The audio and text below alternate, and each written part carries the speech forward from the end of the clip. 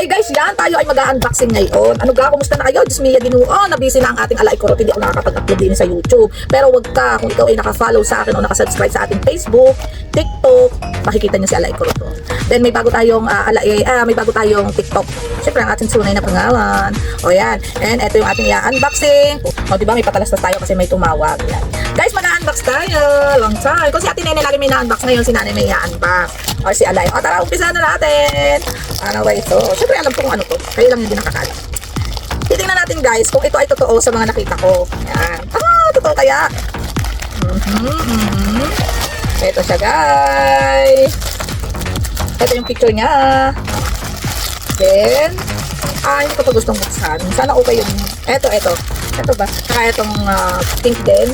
Then, parang white. Tingnan natin guys. Ito yung picture niya.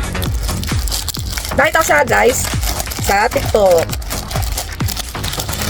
Tingnan natin kung maganda nga siya. Yan. Alam niyo ba yung partner niya? Parang malaki. Oo nga. Pero parang hindi naman. Ito ay XL kasi ang kinuha ko. Gawa na. Mas okay na ang mapalaki kaysa maliit. Tapos ito yung shirt niya. Ito guys, di ba ganda sa picture? Pero let's see kung sa actual na pag ako na nagsuot ay maganda siya. Yan. Siya ay ganito. Yung uso ngayon na nakatolo ka pero nakasuot. O, diba? Tapos bubuksan natin hanggang dito. Ganda. Yan. Actually lahat ito ganito. Ang style. Hindi ko na bubuksan kasi hindi ako marunong magbalik. Ako yung marunong magkalkal pero hindi ako marunong magbalik. Yan. Parang medyo malipis yung short pero carry lang yan. Maganda siya. Yan. Ito lang naman yung ating i-unboxing. Meron pa tayong sunod kasi meron pa ulit akong tinignan. Inano ko siya. Pero siguro pag suot ay atin yung isukat. Para makita nyo kung ano.